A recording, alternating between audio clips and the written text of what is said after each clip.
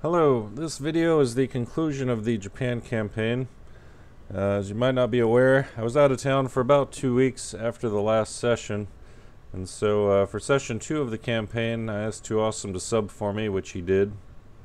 Now, at the end of the first session I declared war on both Dynam and Korea, and a couple of wars that I wasn't sure I was going to win anyway, especially since I didn't have any supplies going into the war, so we'll talk about that more here in a minute.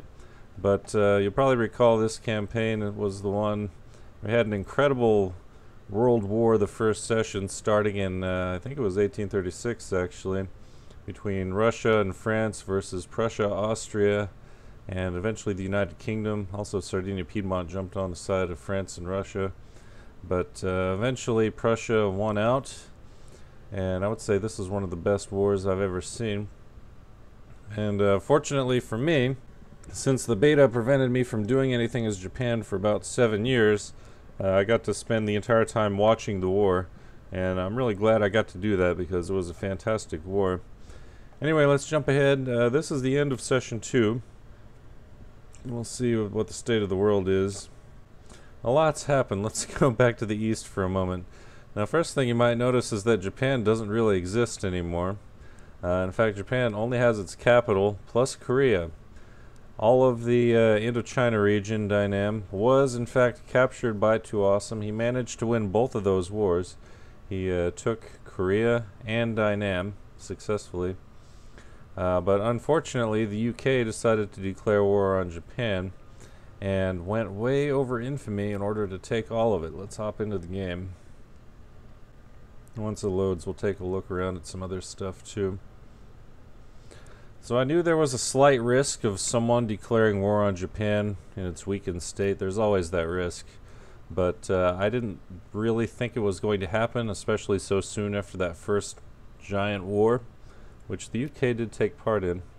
But anyway, UK is almost 100 infamy at this point.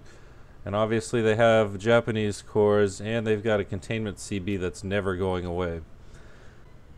Now, you may recall this is also known as the Gurren strategy, and that is justifying a very early war, 1836, against Japan, and then instantly moving your navy and your army over to wreck Japan, take as much of it as possible, and then use that, basically waste all of your infamy on Japan, and then use the added population and power to, complete your control over the rest of the world. And it works out pretty well if you're Gurren. Unfortunately for this UK, who was not Gurren, there were some very important things that he forgot to do and didn't take into consideration before trying to pull off the Gurren strategy. Perhaps the main thing he didn't realize was that you need bomb-proof diplomacy. And it is, you gotta have people backing you up when you do this. If you don't, then everyone's just gonna be pissed off, and that's exactly what happened. So the UK did manage to take virtually all of Japan. Japan is dead at this point. I mean, there is a possibility of a comeback, but only if the entire world would support it, which in fact does not. Korea is impossible to hold because, as you might know in the beta, that can be one-sided crisis resolution. So since Japan doesn't have any of its real power anymore, and since Korea is such a large part of Japan, that means this is going to be in constant crisis. And you can already see it's here at 100%. So it's just going to be 100% for the entire game. And every few years, it's going to go to crisis. And if anyone backs the offensive side and no one backs the defensive side, then all of Korea is lost. So basically, Japan just has this little area, and that's it. So Japan's dead. Now, so I mentioned the UK didn't really have support of anyone. So in doing this, and without any treaties, with no real backup contingency plan, the UK just blew its load, and now it can't do anything. Once you go 75 infamy over, the only thing you can do is keep going further and further over infamy, which is what he seemed to have done. So he did waste some more infamy here and there, but you can't really come back from that. You can't scale back. You can only keep going forward. And the UK in the early game just can't do that because everyone else is going to catch up to it, and when it does, it's going to get its ass beat. Let's get back to the UK in a minute. So in the second session, Prussia just got completely wrecked. And the first thing that happened, as I understand it, is that Russia and France were able to overcome Prussia and basically took back Alsace-Lorraine and Mazovia. Now, at that point, I'm not sure if Prussia just rage quit or if Austria turned on them, but you can see Silesia now belongs to Austria-Hungary, which means at some point Austria-Hungary decided to take that from Prussia. Netherlands has Cologne for some reason, and Posen has been acquired by France, oddly enough. So France and Russia now share a border. Danzig was released by rebels in the first session, but it's just a mess here. I have to assume that this was a rage quit, because Lower Silesia in the hands of Austria-Hungary makes absolutely no sense, especially since it has Lower Silesia and Podylia. So I don't know what happened here, and this is my first time looking at the map. Honestly, I'm not going to bother asking, but you can just kind of use your imagination. In either case, France and Russia won their first war against Prussia, and then after that, I don't know what happened, but Prussia died. So Prussia is no longer a contender, which means there's no chance of a real Germany forming, because all this land is never going to be recaptured by Austria-Hungary. In the New World, USA is expanding into both Canada and Mexico. The Civil War is taking place, but it's a tiny CSA, and that's not going to last too long. And Chile kept expanding. Looks like they took over the rest of Peru. But this is the state of the game at the end of the second session. Japan is completely dead. Prussia is also dead. The UK has nothing but enemies and is in a state where it can be constantly cut down to size until the end of the game. Not a great situation for anyone, really. And there were some attempts on the forums to come to some sort of treaty agreement where the UK would basically lose its Indian lands and be carved up in this area, and in exchange would lose infamy. So basically all the majors would have to agree to this.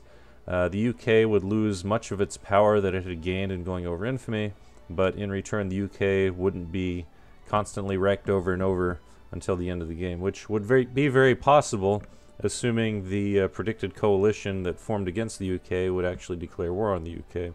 UK's got a huge navy, but it's only one player, and it's very difficult to fight against, say, 4 or 5 other players who each have their own navies. It's very difficult to do. It can be done. I've done it before, but it's not easy, and if you're so far over infamy, you've got a huge liability, and they can attack you at any time, so it's just a really bad idea. That was never resolved on the forums, so no agreement was reached, no treaty was signed, so the assumption is that the rest of the world would gang up on the UK as expected. The UK is already the #1 target in the world because they start out as #1, so you have to knock them down in order to pass them. But at this point, they've made themselves an even bigger target because they took even more land, became more powerful, and also have a permanent CB against them that can be used to cut them down and wreck them until the end of the game. So it's just bad all around. So because no agreement was reached, basically for session 3, which I was also not here for that one, session 3 they decided to end the campaign. So this game is now over. So I guess I lost because you know, Japan is dead. Some interesting things happened in Europe during the second session, I guess. But really, I'm not too disappointed about the campaign ending, and that's mostly because in the first session, I managed to get almost complete footage of one of the greatest Victoria II wars of all time, and I have no doubt about that. You had skilled players on both sides. Some incredible upsets. You know, the pendulum swung back and forth so many times, couldn't really count. And at any point, you never really knew who was going to win until the very end. And, you know, at different points, different people hopped into the war. Of course, there was the Slayzer rule abuse, which you can't have a Slayzer game without Slayzer rule abuse. And we had a little bit of everything in this war. And sometimes it played like an early game war. At some points, it played like a late game war. And you saw basically all the strengths and weaknesses of the different players and the nations they were controlling. And you also saw some instances where some plans backfired, especially Netherlands being unable to join. So, you know, be careful which wars you join on behalf of the AI. So yeah, this campaign is over.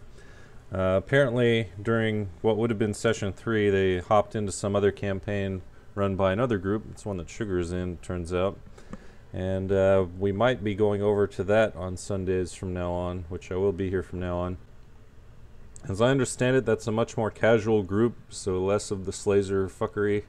Hopefully I don't have to worry about treaties, which, as you may know, I despise treaties. So yeah, we'll see how that goes. So GG everyone, well played UK, I guess, because technically you won session 2, although sessions 3 and beyond probably wouldn't have been much left of the UK. Interesting turnout in any case. So thanks for watching. This is the last video of the Japan campaign. If you haven't seen the 1836 Great War that dragged on for about 8 years, I highly recommend you watch that, because it really is, definitely has to be one of the top 5 wars of all time. So yeah, thanks for watching and have a good one.